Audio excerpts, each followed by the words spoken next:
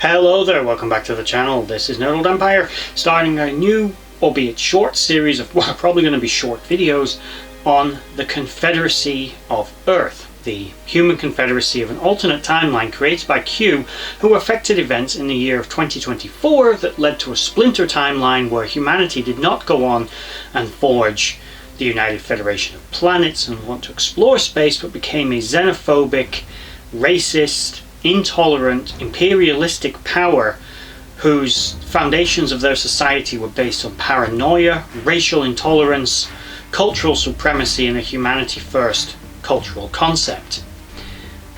One aspect of this is something we're going to discuss in this video today. Before we get started, please like, share, subscribe, comment down below, and tell me your thoughts on the Confederacy of Earth.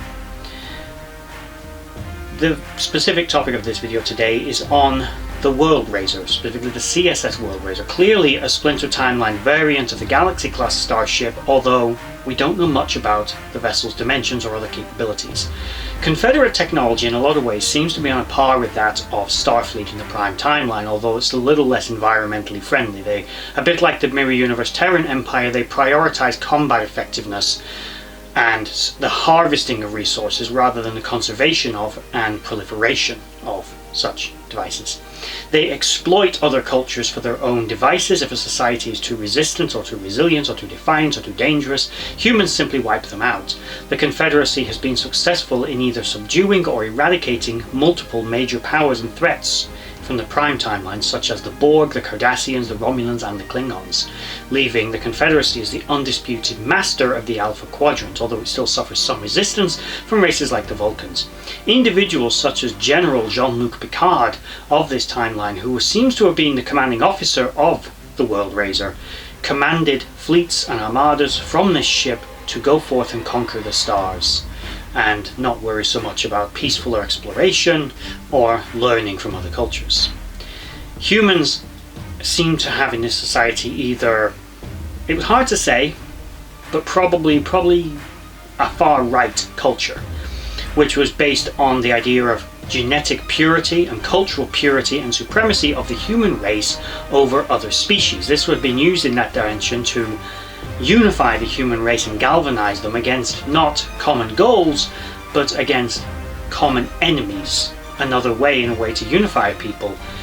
But this was more akin probably to how the Terran Empire formed. In fact, it's much easier to form comparisons between the Confederacy of Earth and the Terran Empire than it is to form any kind of similarities with the United Federation of Planets and Starfleet. Their version of Starfleet, we're not sure what it was called, it may have been called Starfleet, but I believe there's something going around that it may have been referred to as the Star Corps. Let me know in the comments below if you've heard that as well. It might be beta canon. I'm not 100%, but we'll go with it. Star Corps does sound a little more militaristic, and this universe certainly fits into that category. The CSS Razer, World Razer rather, does seem to be, although superficially similar to a Galaxy class. We'll make a few guesses. It's probably a similar size. Let's say its maximum warp is similar or comparable at least.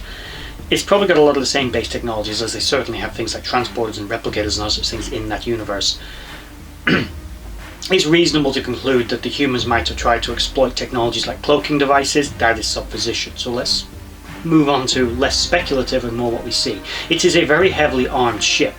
By extension, its shields and armor will also have been superior. It's notable to mention that the ship's deflector dish had been moved from the engineering hull into the forward end of the saucer section. This may have served multiple purposes. First of all, it allowed them to put more weapons on the engineering hull.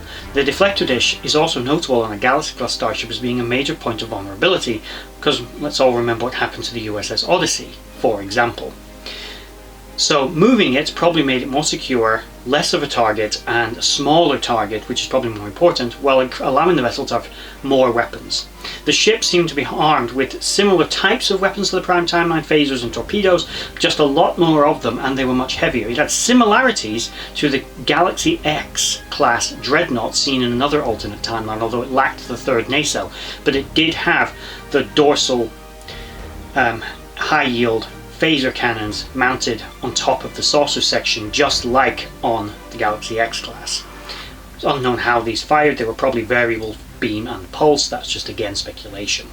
The vessel was equipped with multiple I'm going to call them mega phasers because I don't want to call them phaser lances, but they may, considering the similarities to that timeline, have been phaser lances and just had multiple of them, but who knows.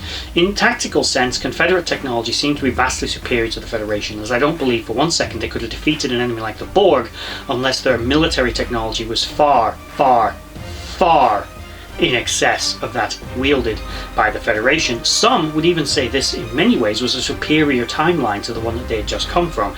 Hear me out, none of this is going to be good, but some would argue, as we had groups like Terra Prime and things like that in the Prime timeline, they would have argued that this was a better timeline because all of humanity's enemies had been defeated. Humanity was safe. Maybe not from itself, its own government was certainly a dictatorship, at least on some level, although it may have had pretensions towards democracy, which I will explore in a future video. But it does seem that, for all intents and purposes, major enemies like Gul Dukat, the Ferengi, the Borg in particular, have all been eliminated by the Confederacy. And as a result, it's a much safer and more secure future for the people. It just didn't go as far as to call itself an empire. It still liked to have pretensions to being something it wasn't, but it was certainly culturally endemic within the humans that they believed themselves to be better and superior to other races. Whether or not there was any evidence that this was irrelevant, they simply believed it as some kind of manifest destiny of their people, thinking themselves superior to all others. It seemed, though, to have served them quite well. It turned them into a superpower, albeit quite a racist one, and yes, they were responsible for the extermination of other races, but it had created a safer environment. A safe galaxy is a human galaxy, after all, according to the words of the great General Picard. And that's about it. Other than knowing its name, we don't know the actual what had happened to the ship. We unfortunately never got to see it in action. We don't know if it was a flagship like the Enterprise D was in its universe. We don't know if, like the Enterprise D, it was destroyed by the Klingons or something in some battle, maybe with the Duras sisters, just like in that timeline. We don't know. Maybe it was destroyed with contact with the Dominion. We don't know. Maybe it was destroyed when they fought the Cardassians, because certainly this ship fought against the Cardassians, as Picard, in this timeline, was known to have defeated Gul Dukat, who's a Cardassian. So certainly they'd gone up against them at least. So the fate of the vessel is unknown. We don't know when it was commissioned, but if we assume that events here are similar to the Prime timeline, it will be 2350s through 2360s. We don't know if there's a exact mirror of the Enterprise. There may have been a CSS Enterprise in this universe.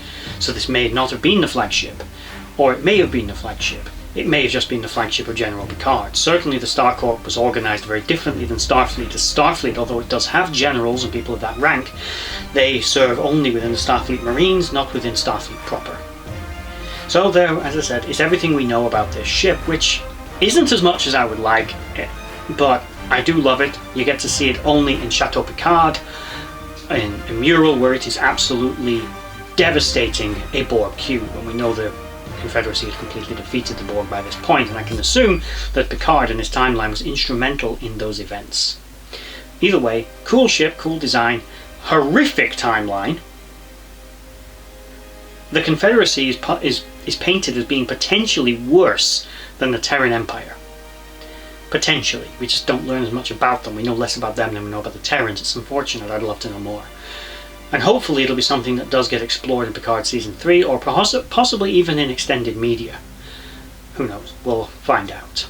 I'm going to do a few more of these episodes exploring a few more elements of the Confederates' timeline, other ships, people, and the basic landscape of the universe as it was shown and depicted through the eyes of the people that had moved there from the Prime timeline. I just want to take this moment to thank you for watching that video. If you liked what you saw, please check out my social links in the description box below to Instagram and Twitter and others, and also is down there a link to my Patreon page where you can support this channel and the others as I try to grow this franchise and do this more regularly. If you made it all the way to the end of this video, thank you for watching, and bye bye.